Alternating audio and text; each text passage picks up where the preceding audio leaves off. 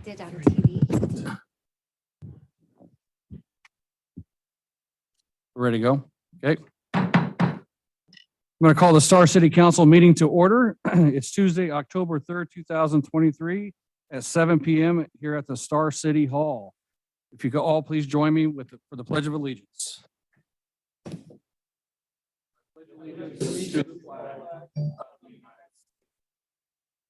To the republic which is one nation under God, indivisible, with liberty and justice. Thank you. And we're going to have tonight's invocation by our host coordinator, Harold Wiley from Life Spring Church. And is that okay? I think Ryan just turned it on. Yeah, thank you. Probably don't need a microphone anyway, so as I talk about. Thank you very much. Good to be here again tonight. Appreciate you inviting us. The church is very thankful for that, to be on your program. Looking forward to the mayor's presentation next week. We expect a big crowd, so bring good message. They're going to be listening, Good message. see what's going on. Thank you. Appreciate that. And then we're going to have candidates night, the end of the month also. So looking forward to all those events at the church. We appreciate your using our facility, and if we can ever help in any way, let us know. And you got the pastor's number, so you can just dial them up, me or whatever. So if you need something, let us know. Very good. All right. Shall we pray? Holy Father, we love you so much tonight. And we come before you tonight asking that you would bless this council meeting. God, we ask that things that are discussed and said will be with honesty and openness and objectivity. God, good things will be done for our city. We are very thankful of what we have accomplished, where we are, and where we're headed. Ask that this meeting will be done in order. And we ask it in the wonderful name of Jesus. Amen. Amen. Thank you. Thank you, sir. Appreciate it. Roll call. David Hershey. Here. Kevin Wheelock. Here. Trevor Chadwick. Here. Jennifer Salmonson. Here. Kevin Nielsen. Present. All right. We're all present and accounted for. The presentation tonight is going to be delayed to a later date. So we'll do that at a later time. We have no consent agenda items tonight, so we're going to move on to item 6A, which is the ordinance for Willowbrook. And I believe we are removing this and tabling it, correct, Sean? You want to talk to that? Mr. Mayor and Council, yes, we're going to remove that from the agenda tonight. We'll try to get back to you on the 17th, I think. October 17th. 17th. We're still working on some issues with the legal descriptions, and so we'll have those hopefully resolved by then. Okay. Get back in front of you. All right. And then what about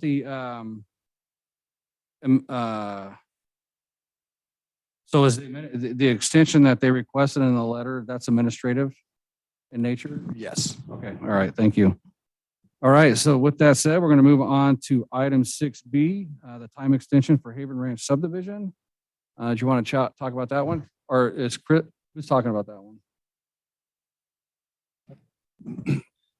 Mr. Mayor, you have before you a request, pull it up here fast. A request by the owners of the Haven Ranch subdivision for a 1-year time extension to submit their final plat for approval to the city. So the new expiration date requested is October 6, 2024. Correct. And so does council have any questions of staff, or we have Chris here too that can talk to it, right? Sean? If you'd like to, it's not a public hearing. If you guys have a question, we can bring Chris up to ask a question. If not, you guys can vote to approve the time extension. Mayor Chadwick. Councilwoman? One question I had was regarding the weeds. Has there been any issue with like weed abatement on this property I did from the public or? I have no idea. Chris? Evening, Chris Todd, business address 12537 West Goldcrest here in Star. Evening, sorry I was a little late. Got done doing some coaching. Sweet bracelet though from somebody that I coached today. So I thought I was like, At Hunters Creek? yeah. Oh, good. Let's see. So Haven Ranch, to your point, yes, you go by there. There's actually equipment dropped off today, and you'll see one of them is the weed mower. We actually have contracted with a horizontal contractor within the last 30 days. They've given me the go-ahead to bring forth the final plat before the end of the year to you for approval of that. So they're making strides after going through some headwinds, if you want to say that, for a little while. Okay, Any Answer your questions? That answers my question. Thank Yep. you. okay, any further questions of the applicant? If not, I'd entertain a motion to approve the time extension. Mr. Mayor, Councilman Hershey, I move that we move, excuse me, I move that we approve the time extension for Haven Ranch subdivision do we need to put the date specific, Chris? to the date specified, 6 October 24. Okay, we have a motion. Do we have a second? Second. We have a motion, a second by Councilwoman Solomon. Any further discussion? Hearing none, roll call. Hershey. Aye. Wheelock. Aye. Chadwick. I don't Never mind, you don't Sorry. vote. Salmonson. Aye. Nielsen. Aye. All right, very good. Still here. I'm still here, but I don't vote. Unless you guys tie. That's right. We'll move on to item 6C. Is this the second one? We're looking, time extension request has been made by the Trapper Ridge subdivision phase 3. Sean, do you want to speak to that one? Mr. Mayor, you have before you an action item to approve a 1-year time extension for the Trapper Ridge subdivision phase 3 final plat. The applicant has stated that construction is well underway on that phase. However, they're not going to be able to record that final plat prior to the expiration of the preliminary plat. So they're asking for a 1-year time extension that would actually take them through February 17th of 2025. Okay, so their extension or their They're still currently is February 17, 20. they're still working off their administrative time extension, Okay. which would expire February 17th of 2024. But they're asking for a council approval for that additional year. For February 17, 2025. Mayor Chadwick. Councilwoman? I will ask the same question. Is there any issue with weeds on their property? Are they here? Not that I'm aware of. No. Okay, and so, Have you heard of any issues with weed issues on Trapper Ridge? None? oh, okay. Thank you. If there are, a code enforcer will make sure that the developer is aware of that. And most of them have been pretty good at Getting it done. relieving those. Most of them have. Not all of them, but most of them. Okay, I entertain a motion to, do you have further questions? Sorry. Mayor Chadwick, Councilman Nielsen. we don't see a lot of these. And I think Councilwoman Salmonson's question is pertinent. I'm curious if we give these time extensions and then the properties do become encumbered with weeds, is it advisable to approve with a condition that the time extension is valid up until there is a problem with weeds, and at that point, it's 30-day fix it, and then the extension expires? Chris, can you answer that question for us, please?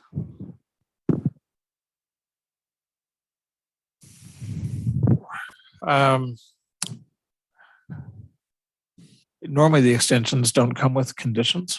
I'm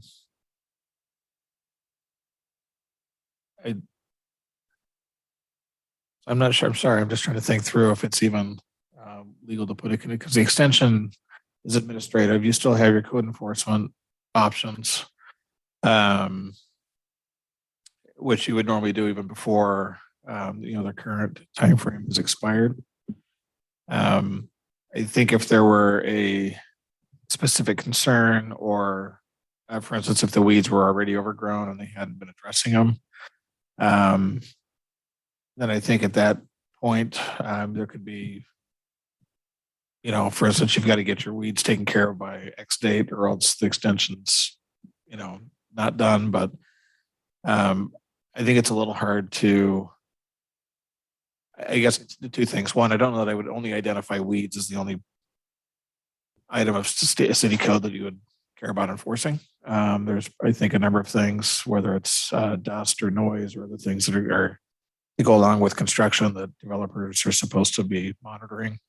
And I don't know that I necessarily put a condition on that says if you're in violation of city code at any time, the extension ends. I do think you could have them come back in front of city council if you wanted to, if there were problems.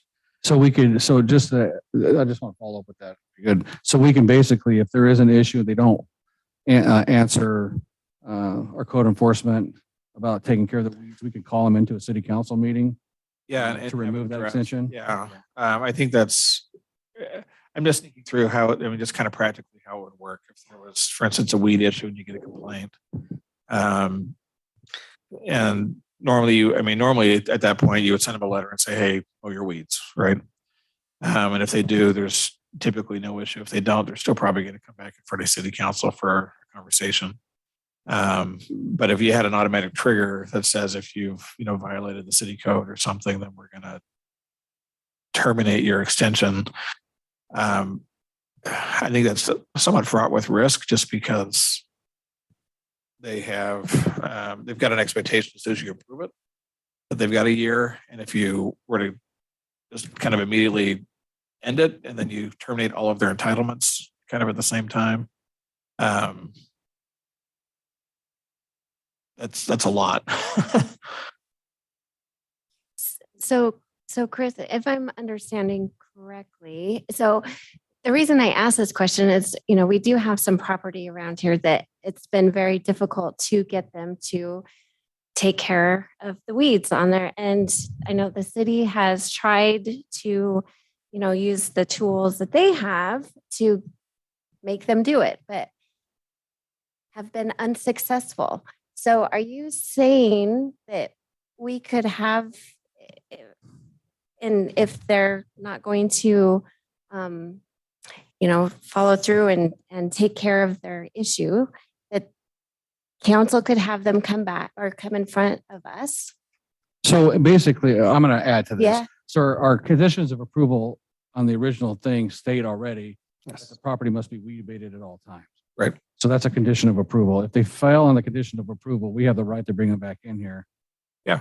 and talk to them And about it. those conditions of approval will continue, obviously, Yeah. through any extension or anything else. I think if you had, and I think these are good questions to ask up front. For instance, if your answer from the city's code enforcement officer was, yeah, we're already having problems with weeds, I would recommend tabling the decision on the extension and make them come back in and have a conversation before you grant the extension. Where you don't have that, where the response was, there's been no issues. The condition still exists. They're still obligated to comply with city code. But I think you still would go through the same process if you were ever going to go to the effort of actually wanting to terminate somebody's development entitlements because of a code violation. We'd want to make sure we're going through the right process to do that and not just have an automatic trigger as part of a new condition of approval that is really kind of overlapping an existing one.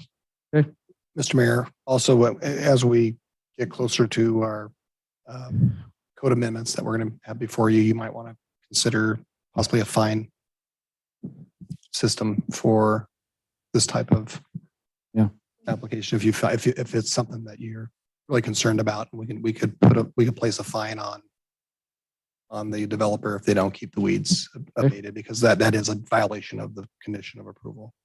So something to think about. Appreciate that. Yes. Yes, Councilman Wheelock, I'm good. you're good? Okay. All right. Any further questions that answer your question, Councilman Nielsen? Yes, thank you. Councilwoman Kate, entertain a motion to approve the time extension. Mayor Chadwick, Councilwoman, move that we approve the time extension for Trapper Ridge subdivision to February 17th, 2025. yeah, we have a motion. Do we have a second? Phase 3. Phase 3. Do we have a second? So we have a motion by Councilwoman Salmonson and a second by Councilman Hershey. Any further discussion? Hearing none. Roll call. Nielsen, Aye. Salmonson, Aye. Wheelock, Aye. Hershey. Okay, that motion carries. Thank you. We're going to move on to item 7A, the public hearing for the Iron Mountain Vista subdivision de-annexation. As this is a public hearing, there are rules that apply to the public hearing. The applicant, I'll open the public hearing. I'll ask the council if they have any ex parte contact or communication. The applicant has up to 20 minutes to present it. The council can ask the applicant questions and staff questions. Then we'll have public testimony of 3 minutes per person. The applicant can have a rebuttal of about 10 minutes. And then I will close the public hearing and we will deliberate to either approve with conditions, deny or table the application. Hearing that, need to ask the council if they have any ex parte contact. Actually, I need to open that public hearing. What time is it? 7:15. The public hearing is open. I need to ask the council if there's any ex parte contact or communication regarding this project. No, none. Okay, hearing none, we will bring up the applicant to discuss the de-annexation portion of this, which is a unique thing for us, the city of Star. It's a backwards application. This is a backwards. Good evening, Mayor and Council. Appreciate your time this evening. Jay Walker, David Evans and Associates. My address is 3075 Everest Lane, Meridian, Idaho 83646. And yeah, I'm here on behalf of Todd Campbell. If you want to go to the next slide, Sean, or can I do that? Okay, I got it. Don't touch it. Don't touch it. Okay. No bad touching. No touchy. On behalf of Todd Campbell, we are requesting the annexation for your approval. The de-annexation is, and I'm sure there's a pointer on this, very top. Okay. If you go back, or maybe I'm the one. that needs to go back. Ryan, you want to come show them real quick? No, I got it. So here's the parcel. We've completed Iron Mountain. Oh, that's kind of cool. This to go forwards and backwards. Oh, he said no touchy. Okay, so here's the parcel in question. And it is just to the east of Iron Mountain Estates and just the east of Iron Mountain Ridge that were completed and recorded. So the reason why we're before you with this is this little sliver of land as a part of the old Worsley property and record of survey that was prepared a long time ago. And there must have been some handshake deals between Mr. Worsley and these three out parcels. Oops, wrong button. Sorry. So we have Chief Ron Weiniger, that's that most westerly parcel in the county. And then in the middle is Estes. Ellen Estes is primarily who we met with, her and Ron. And then the Robins are that most easterly county parcel. And sometime in the past, Mr. Worsley shook hands and put two water service lines that snake the south end of Mr. Worsley's property all along those two 2-inch service lines that go along there, and they are connected to a well and pump house that's located in the southeast corner. I think what was before you previously was the vacation of this Worsley Lane easement, access easement, because this property was joined. Todd Campbell purchased both of these, and there was no need then for that Worsley Lane access other than at the corner there where we're providing secondary access until Toll Brothers project is completed, and there is the arterial or the collector road that's at the north of this property extending to Pollard Lane. So what we're here to do is put those two 2-inch service lines from the well and pump station. I don't know why this thing keeps jumping. But we want to de-annex that 6 feet of that length of property, which is about 0.08 acres, back into the county. And then Todd will quick claim that to Mr. and Mrs. Estes here, and then they will negotiate and work with their two property owners, which is the way they want to do it. And it's actually the way the county has asked us to do it with Brent Danielson.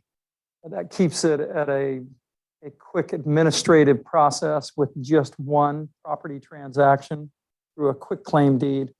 And then there's not a required fence and some of the things that we remove is the maintenance nightmare that would create for the city and for the future HOA and these southern property owners, those 1, 2, 3, 4 to the west of the common lot. Now, we did maintain that access easement as secondary access, as well as an easement for connection of the potable water main at the request of Ryan Morgan. And so that water main would go and connect down into a looping fashion to the pressure zone on Floating Feather or to the Toll Brothers development to the east. Can I ask you just a real quick question? Yeah, I believe during the approval of this project, we allowed an access easement to access that pump house too from inside the subdivision. Is that that's correct. Yeah, and So- that's maintaining, that will still be there, right? Through that. Absolutely. So that they could come in with a lift truck Yeah. and remove a pump if needs be and maintain. So they have, through a cooperative agreement and through the easement and these plat notes, they have access to that pump station and wellhead and maintenance and operation of that. And then from that well house and that common lot, we would be transferring that 6 feet along that southern boundary to their property so that those service lines are housed within their own properties. So I do have one, let me do a follow-up question on that. How are we taking, is the 6 feet a separate lot right now currently? It's, Or are it's, we establishing a lot to be able to de-annex that piece? I mean, how's that working? you want me to show you? Please. Okay, so here's what we've done is we've broken that off in this legal description and, golly, that thing keeps jumping. So we have broken that off. It was originally going to be within an easement, but then you would have a management problem with those southern 4 property owners, lot owners that would have, whatever, 10-foot gates in the backs of their homes and probably removal of their landscaping and possibly some unfoundation buildings. It would have been just a hardship. Even put in purchase and sell agreements to keep those property owners from impacting or putting encumbrances on top of those service lines that were to the other homes, those out parcels. Sorry, so we've only done a preliminary plat, right? Not a final? Correct. So that's where you can break this off because it's not a final plat, right? Yeah, Okay, all right. because I just wanna here's the make sure I record of understand. survey. It's currently in this state because we have not recorded any. Right. So we figured we could, and this was all brought up. I brought this up to Todd and Dean. And unfortunately, they didn't realize what I was saying until we got to this point when they said, oh, this is a nightmare. Why don't we just Right. claim deed the property to them and not require this? And so it was only after we installed the pressurized irrigation line and encountered that one of those service lines and had to make that repair that they said, oh, yeah, this is a problem. How are they going to have access from the lots? How are we going to maintain that easement without them planting and berming and doing all kinds of things? And then how would they gain access through fences, multiple side yard fences, if not a couple of backyard? So I think this accomplishes what Sean and I talked about from the beginning, and it corrects something that then won't become a problem in perpetuity for the city. Okay. Councilman Wheelock? Yeah, I have a question. You've got lots, the ones right behind Estes, and once we de-annex this and quick claim deed it or whatever, and they work it out, how is the city able to guarantee that the house on the end that's Weiniger's isn't shortchanged or messed up because of the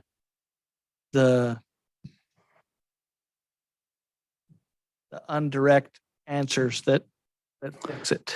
You know what I'm saying? How's he guaranteed that it's not going to be messed up by them making a deal? Yeah, Mayor, Councilmember Wheelock. How have you done that in the past? And I guess with it being in the county is it your concern if it's a private system and within the county? Well, I would say yes, it's a concern because they're still citizens of our community, even though they're not within the city limits of Star. Right now, I know what he's trying to go at. Right now, there is an easement that's available. There is no easement at There- all. It was a handshake with Mr. Worsley. But we made sure you had it in your notes that that was going to be accessible in the preliminary plat, right? that we do. Correct. So it's in there, whether Huh? it's Yeah, finalized. public access. It started, we are all aware of it. Hang on, Sean has a, Yeah, I Sean, believe maybe- we just addressed the pump house access, not the entire Yeah. pipe. not the service. Yeah, we just lines. had a condition that they provide access to the pump house. Yeah, good point, Sean. I guess we're just trying to make certain that the Weinigers and everybody involved there, that not one person can control all of the water, right? Same. All done through, right, originally through you guys, right? Well, and there still will be a cooperative development agreement for the well and pump station because that's within the subdivision common lot. And we can certainly add language in for those extending service lines, the 2-inch service lines. But again, they won't be within the property of the subdivision or the city. If this is approved, it'll be incumbent upon those 3 property owners to. So if we were to, if we approve the de-annexation of that sliver with the condition that in your quitclaim deed that you provide access, that everybody has access to those lines, I think that would resolve your concern, right? Yeah, my only issue was if neighbor Weininger and Esty have issue down the road, Mhm. what makes it so that they're still accessible through their water if they need to be? And I think, That's just so that we put that language in Can't there condition. and Yeah. protect them, whatever that takes within our rights. We can't condition that on as a There's de-annexation out no of the city? conditions in an annexation or de-annexation. Correct. but can I do what the mayor is asking and go ahead and put that as a part of the purchase and sale agreement? And that quitclaim deed, can we house that language within that the Estes have to work with their property neighbors? Yeah, that's nothing the city would have any, Yeah, enforcement authority over, but certainly if that's something that between your client and the other parties they wanted to put in, whether it's in the purchase, I think the deed is probably the better place because it's recorded and would be a long-term. Okay. So if you did something like that, that would be binding on existing owners and any future. yeah, because they have great relationships. They're all, I don't know if they're even related, they might be, but that's not to say that would be the case in the future, like you're saying, Right. Mayor and Councilmember Wheelock. Yeah, I think the So we deed's the wanna better. make sure that- Purchase. You can put in the purchase and sale agreement up front, and then make sure that it's in the deed when the transfer is completed. Because Yeah. leaving it only in the purchase and sale agreement doesn't really, that gets lost. I mean, no one's going to look at that once the Put it deed's in the recorded. Yeah, but the deeds will be recorded. Any And title it company will see it. sounds like these property owners addressed this with Mr. Worsley, and he had committed to sell them this sliver or some sliver in order to take care of this. And unfortunately, he sold the property to Todd without, I guess, actualizing that verbal commitment. And then we got down the road and it's yielded its ugly head. So I agree. We'll go ahead and take that admonishment from the city and put that within the deed. Thank you. All right, very good. Any further questions of the applicant? Mayor Chadwick, Councilman Nielsen? Mr. Walker, you said that you've primarily been having conversations with the Estes. Have you had conversations with the Weinigers and Robbins? Yes, now the Robins have their own well, and so it's not, even though there's property being deeded, quitclaim deeded to them on their northern property boundary, just because of their location, they don't have a 2-inch service line. The 2-inch service lines serve the Estes and the Weinigers, and those are whom we've had the majority of the conversations. Okay. On the phone, and then 3 or so out in the field over the past months.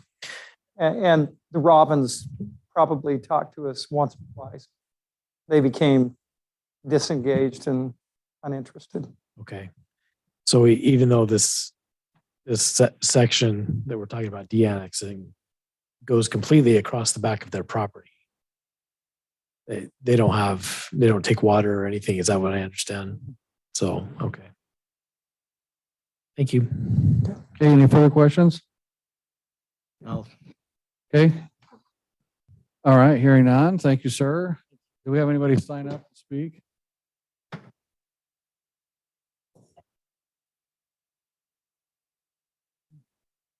Nobody signed up to speak. Okay, anything further, Mr. Walker, that you want to say? No, thank you. I'm surprised the Estes aren't here, and maybe because they thought it was at a previous meeting, but they were completely on board with this. So were the Weinigers. I wish they were here to just add their testimony and agreement of what's going on All right, and worked out with them. thank you, sir. Okay, Mr. Mayor, just for the record, we did renotice the neighbors. So they should have been aware of the meeting. okay. Hearing nothing further, it's 7:31. I'll close the public hearing and go to council deliberations. Or a motion. Mr. Mayor, Councilman Hershey. hearing all I've heard, I'm going to make a motion that we approve the Iron Mountain Vistas subdivision de-annexation with the language that was stated to, added to the deed. I don't have the language in front of me, but it definitely Sean captured it. Yep. Okay, we have a motion. Do we have a second? I'll second. We have a motion by Councilman Hershey and a second by Councilman Wheelock. Any further discussion? Hearing none, roll call. Hershey. Aye. Wheelock. Aye. Salmonson. Aye. Nielsen. Aye. All right, that motion carries. Very good, thank you. On the item 7B, this Star Point subdivision phase 2, we do have a request from the applicant to be tabled to the December 5th hearing. They're still working with ACHD on some requirements, I believe about a bridge or something up there, and they didn't get those answers. So we'll need to, since this has been noticed, we have to make a motion to table this until December 5th. Yeah. Is it December 5th? Is that the right date? December 5th? Okay, to December 5th. All right, Mr. Mayor, Councilman Hershey, I make a motion that we table until the 5th of December, 2023, Star Point subdivision phase 2. all right, we have a motion by Councilman Hershey. Do we have a second? Second. We have a second by Councilman Wheelock. Any further discussion? Hearing none, roll call. Hershey. Aye. Nielsen. Aye. Salmonson. Aye. Wheelock. Aye. All right, that motion carries. Just Star Point subdivision phase 2 will be tabled to December 5th, 23 hearing. It is 7:33. That's all the items we have on our agenda for this evening. So we are going to close this city council meeting. Thank you.